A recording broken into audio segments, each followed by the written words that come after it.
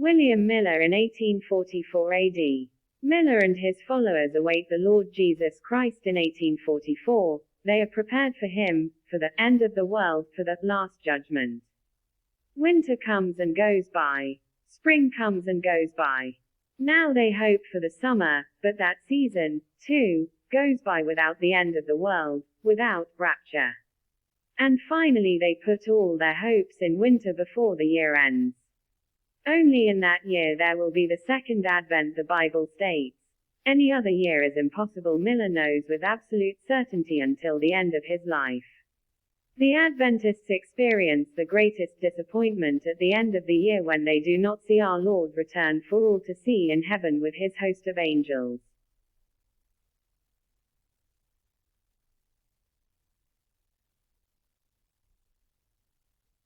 No deception equals no reason for disappointment. What William Miller could not have known in the mid-1800s, all of the phenomena of God's time before, during, and after his return, as described by the Messiah Lord Jesus and recorded by his disciple Matthew in chapter 24, have all been fulfilled, including the end of the abomination prophesied by Daniel with the re-establishment of Israel. This one sign alone, the existence of the State of Israel since 1948, should ring all the alarms and church bells non-stop that we are alive in the year of the Lord. Objection: false alarm. At this point, Bible readers could rightly point to the word of the Lord in Matthew 24:36 as an objection or explanation as to why the Millerites must have erred, for it says, "But of that day and hour no one knoweth, not the angels of heaven, but the Father alone." At first glance, this statement categorically excludes any knowledge of the timing of the second advent. However, this would call into question the time prophecies of Daniel that Jesus himself points to. How is this objection or contradiction to be resolved? Answer: by reading it more precisely, by reading it correctly. Because the language of God is not only uniquely beautiful, but also uniquely precise. The expressions, that day, or that hour, are not found in Daniel. In Daniel, periods of time are given in years, with the year of the first and second advent at the end. What is not stated in Daniel are any date with a specific day and month of the calendar. Why that is and must be so, you will certainly understand with a little thought. With the demonstrative pronoun, that, on the other hand, that is exactly what is meant. A very specific calendar day, a very specific time. Even the direct combination, that day and that hour, is like a paraphrase for a specific date, such as it is common for appointments, arrival or departure dates, etc. In other words, the Lord is not speaking here of a prophetic day, or a prophetic hour, but of a normal 24-hour calendar day and a normal time in the course of a day, explaining that God alone has knowledge about the concrete date, about the exact calendar day, the exact time, of the revelation in the second advent, that he does not share this knowledge with anyone, and that it will remain a mystery of God until the event has been fulfilled. It is a modern miracle, but in fact these dates are also known today because the second advent was very closely observed and recorded in great detail by the followers and apostles of the messenger of God, the Savior for our age. The last piece of the puzzle. Miller was not mistaken because the Holy Scripture is without error.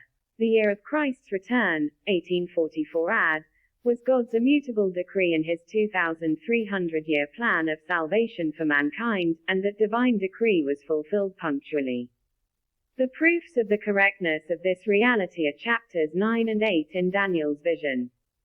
From the empirical fact that there was a first advent of Christ, the logical conclusion follows that Daniel's dates and periods must be correct, and since they have been proven beyond a doubt, these dates and periods must also apply to the second advent. If they were not valid for the second coming, they would also be invalid for the first advent and would then have to be rejected altogether. A rejection of Daniel's vision would be a denial of factual history, of the reality of Christ and the Christian faith. Key to the question, how? We learned the year of the revelations from the prophet Daniel and the servant of the Lord, William Miller. It's definitely 1844. In 1844 the Adventists and we all learned something else. Christ not appear in the sky for everyone to see. But how did Jesus appear? The Lord Jesus Christ himself gives us the key hint.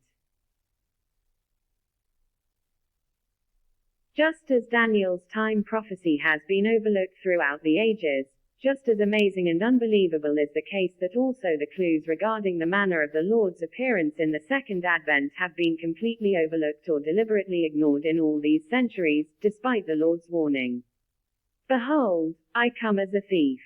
Blessed is he that watcheth, and keepeth his garments, lest he walk naked, and they see his shame. Christ, Revelation 16:15. Not once but several times the Lord declares and warns that he will return like a thief in the night. Have in mind therefore in what manner thou hast received and heard, and observe, and do penance. If then thou shalt not watch, I will come to thee as a thief, and thou shalt not know at what hour I will come to thee. Christ, Revelation 3:3. The disciples confirm what they had heard from their Lord. For yourselves know perfectly that the day of the Lord cometh as a thief in the night. 1 Thessalonians 5:2. In Luke 12:39-40 we are told by the Lord not only that his return will be like a burglary in the night but also a revealing explanation of why he uses the metaphor of a thief for his return. But this know ye, that if the householder did know at what hour the thief would come, he would surely watch, and would not suffer his house to be broken open. Be you then also ready, for at what hour you think not, the Son of Man will come. In addition to explaining his return in a non-spectacular, almost invisible way, it is in accordance with the metaphor of the thief in the night since, if he were to appear in heaven with a great host of angels visible to all, then obviously all could see the Lord instantly, no one would need to stay awake, no one would need to be advised to stay alert. But our Lord Jesus repeatedly exhorts us to be vigilant. Blessed are those servants, whom the Lord when he cometh, shall find watching. Amen I say to you, that he will gird himself, and make them sit down to meat, and passing will minister unto them. Luke 12:37. If then thou shalt not watch, I will come to thee as a thief, and thou shalt not know at what hour I will come to thee. Christ, Revelation 3:3. Lest he come suddenly and find you asleep. Mark 13:36. And what I say to you I say to all, watch. Mark 13:37. Participation in the kingdom of God. Dear reader, you are now aware of facts and details of the most important event in world history. You now have all the information to plug in the final piece of the puzzle to bring the grandiose jigsaw puzzle of biblical prophecy and salvation history into full visibility by discovering the new name of God. He that hath an ear, let him hear what the Spirit saith to the churches. To him that overcometh, I will give the hidden manna, and will give him a white counter, and in the counter, a new name written, which no man knoweth, but he that receiveth it. Revelation 2:17. He that shall overcome, I will make him a pillar in the temple of my God, and he shall go out no more, and I will write upon him the name of my God, and the name of the city of my God, the new Jerusalem, which cometh down out of heaven from my God, and my new name. Revelation 3:12.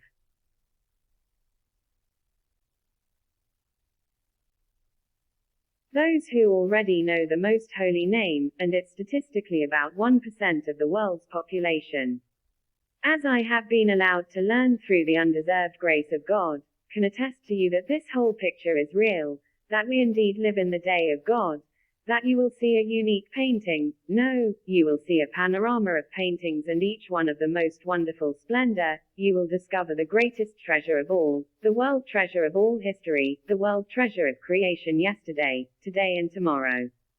It is the treasure of all the worlds, the visible and the invisible, that God has destined for this day.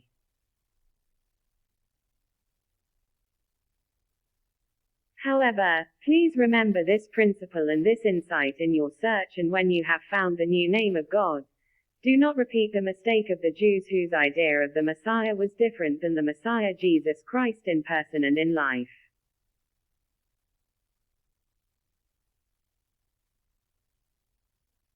I would be happy to accompany you on your quest, on this most holy quest, and show you further milestones if you like. Please do not contact me just to find out the name without first earnestly searching and trying to find out for yourself.